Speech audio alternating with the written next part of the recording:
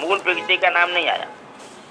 मूल प्रकृति केवल प्रकृति है, वो किसी से बनती नहीं है, उससे सब बनते हैं, वो सबकी माँ है।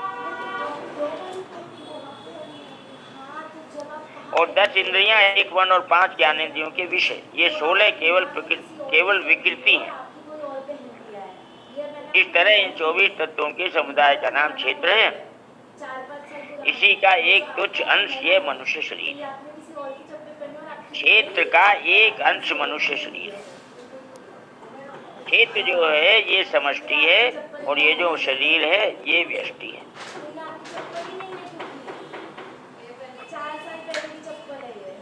अब बोलिए क्या बोलना चाहते हैं।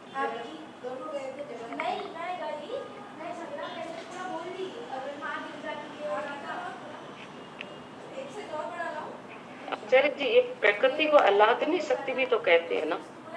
अरे वो अलग बात है। नहीं, हाँ, ये जैसे रामायण में आया कि सीता जी बोलती कि मैंने ही सब काम किया था, भगवान ने तो कुछ किया ही नहीं था, राम जी ने। तो ये यही है ना? वो योग माया है, उनका यहाँ संदर्भ नहीं है, योग माया है वो जी। यहाँ अपरा प्रकृति की बात चल रही है, जड़ प्रकृति की। ये त्रिगुणात्मक प्रकृति अलग है और योग माया जो भगवान की मूल प्रकृति है। योग माया, आह्लादनी शक्ति, माधुर्य शक्ति, ये छह शक्तियों से युक्त जो योग माया है वो आह्लादनी अलग है। यहाँ त्रिगुणात्मक प्रकृति की बात हो रही है जी। ठीक है, ठीक। ये भाई जी 5वां और 6ठा श्लोक आपस में संबद्ध हैं। मूल प्रकृति का जो अंश है वह क्षेत्र कहलाता है और व्यष्टि प्रकृति जो है यह कहलाता है विकार। क्षेत्र के विकार हैं। ये 24 दोबारा बताइए जरा। जो 5वें श्लोक में बताया है 24 तत्वों वाला वह क्षेत्र है और क्षेत्र के विकार बताए हैं 6ठे श्लोक में।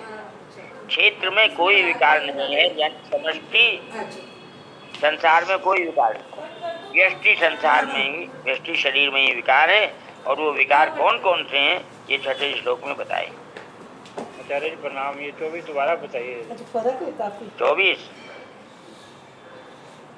मूल प्रकृति पहला, समष्टि बुद्धि दूसरा, समष्टि अहंकार तीसरा, 3 हो गए।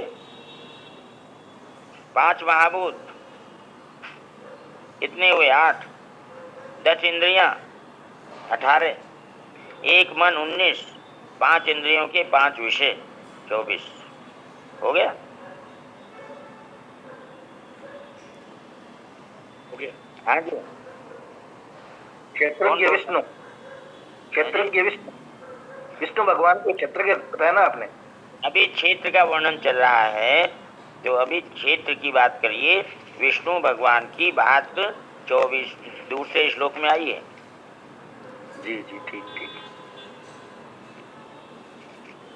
क्षेत्र की बात चल रही है और क्षेत्र के विकार जो हैं वो कितने हैं? इच्छा द्वेष सुखम दुखम संघात चेतना देती।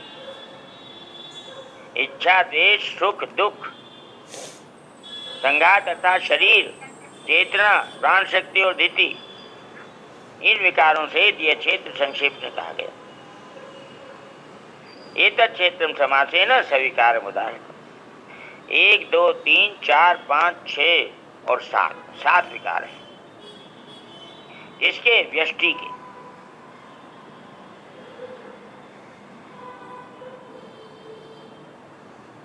समझ गए नहीं? 5वें श्लोक में भगवान ने समष्टि संसार का वर्णन किया और यहाँ व्यष्टि शरीर के विकारों का वर्णन करते हैं 6ठे श्लोक। क्षेत्र के साथ संबंध रखने से ही इच्छा द्वेष सुख दुख आदि विकार क्षेत्र में होते हैं।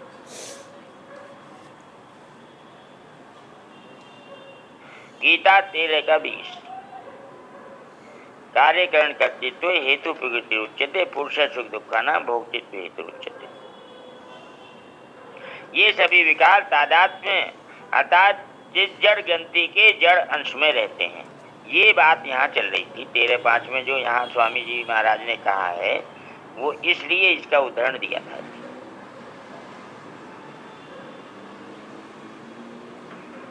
जो दो प्रकार के अहम बताए हैं, पहले प्रकार का जो अहम है चेतन द्वारा जड़ के साथ माने हुए संबंध से होने वाला तादात्म्य रूप अहम,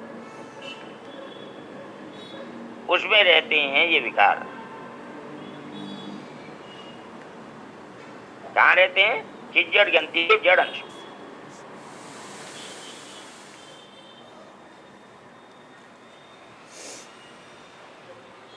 ठीक हुआ? यहाँ भगवान ने 24 तत्वों वाले शरीर को तथा उसके 7 विकारों को यह कहा है, एतत् कहा है। तात्पर्य है कि स्वयं क्षेत्र से मिला हुआ नहीं है। क्षेत्रज्ञ स्वयं से क्षेत्र से मिला हुआ नहीं है।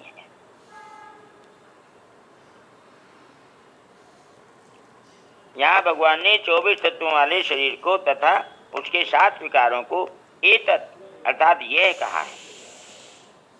तात्पर्य है कि स्वयं क्षेत्र से मिला हुआ नहीं है, प्रत्युत उससे सर्वथा अलग है। क्षेत्रज्ञ क्षेत्र से सर्वथा अलग है, हमने पहले दूसरे श्लोक में पढ़ चुके हैं। 13वें अध्याय की बात चल रही है। इदम शरीरम कौन्तेय क्षेत्रमित्य विधीयते एतद्यो वेत्ति तं प्रभो क्षेत्रज्ञ इति तद्विदः। हे कुंती पुत्र अर्जुन, यह रूप से कहे जाने वाले शरीर को क्षेत्र कहते हैं, और इस क्षेत्र को जो जानता है उसको क्षेत्रज्ञ कहते हैं। दूसरे श्लोक में कह देते हैं भगवान, क्षेत्रज्ञम चापि मां विद्धि। हे वंशोद्भव अर्जुन, तू संपूर्ण क्षेत्रों में क्षेत्रज्ञ मुझे ही समझ। क्षेत्रज्ञम चापि मां विद्धि सर्व क्षेत्रेषु भारत, क्षेत्र क्षेत्रज्ञयोर ज्ञानम यत्तत् ज्ञानम मतम मम। जो क्षेत्र क्षेत्रज्ञ का ज्ञान है वही मेरे मत में ज्ञान है। ऐसा भगवान ने पहले दूसरे श्लोक में 13वें अध्याय में कहा, और 5वें छठे में ये क्षेत्र का विकार सहित वर्णन किया। अब ठीक है, आ जाए अपने विषय पे। आ जाइए। आचार्य जी प्रणाम जी। एक भाई बहनों से प्रार्थना भी है, और आपसे एक अपने भाव को मैं रखना चाहता हूँ। एक महापुरुष से मैंने ये कहा कि साधक संजीवनी में किसी एक मैटर पे कई बार पुनरुक्तियां हुई हैं, तो ये पुनरुक्ति दोष भी कहा जाता है। लेकिन पूज्य स्वामी जी महाराज ने लिखवाई है तो ये भगवान की वाणी है, ये पुनरुक्ति दोष तो नहीं है। लेकिन ये बताइए कि ये बार बार कई बार संदर्भ के अनुसार कई बात की पुनरुक्ति हुई, जैसे अहम